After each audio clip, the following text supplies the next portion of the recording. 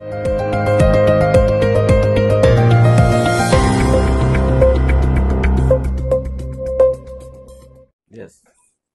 सर्वांना नमस्कार।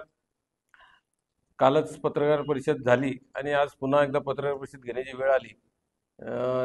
ती जी उत्तरं तुम्हाला हवी आहेत ती उत्तरं हे नेते देतीलच, पण त्याची प्रस्तावना मी तुमच्यासमोर मांडतो की ज्या विषयामुळे आमचं काल जे पत्रकारांसमोर जे काही झालं पत्रकार परिषदेमध्ये, ज्या गोष्टी आतापर्यंत तुमच्या समोर मांडल्या होत्या की सुरुवातीपासून महिना दीड महिना आमचा जो काय ताळमेळ जुळत नव्हता, कुठेतरी फसला होता, त्याच्याबद्दल आम्ही कालची पत्रकार परिषद घेतली आणि त्यामध्ये सांगितलं की बाबा आम्हाला राष्ट्रवादीनी ज्या काही जागा सोडल्याच्या होत्या त्या न सोडता त्या जागी त्यांचे उमेदवार त्यांनी उभे केले होते। तर हे सगळं झालेलं असताना आज कुठेतरी त्यांच्या एका अध्यक्षपदाच्या मताचा जो विषय आहे, अध्यक्षाला कोणतं मत कशा प्रकारे तुम्ही हे करणार, तो जो विषय आहे त्या विषयावर आमची चर्चा झाली।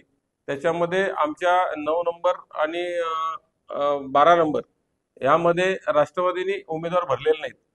तिथे शेतकरी कामगार पक्षाने उमेदवार भरले असल्या कारणाने त्यांचं कन्फ्युजन होतं असं त्यांचं म्हणणं आहे। तर त्यांनी तो आमच्याशी स्पष्ट केलं की त्या दोन उमेदवारांच्या बदली जागी त्यांच्या राष्ट्रवादीच्याकडून पत्रव्यवहार करून ते आम्हाला कुठंतरी त्या आमच्या उमेदवाराला राष्ट्रवादीचा पाठिंबा जाहीर करतायत।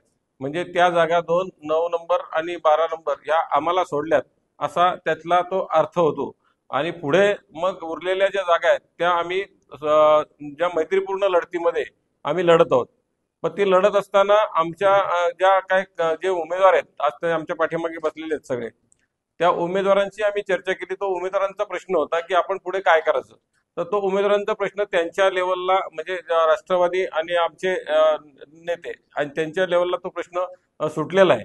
आणि तो सुटला असताना मग बाकीच्या ज्या काही छोट्या मोठ्या आमच्या कुरबुरी होत्या, म्हणजे आमच्या काही गोष्टी होत्या त्या आम्ही त्यांच्यासमोर मांडल्या। त्या आपापसामध्ये त्याचा समेट घडलेला आहे। बाकी गोष्टीची प्रस्तावना माझी संपली। बाकी गोष्टीचं जे काय ठरलंय ते आता सुधाभाऊ बोलतील किंवा नितीन सावंत बोलतील।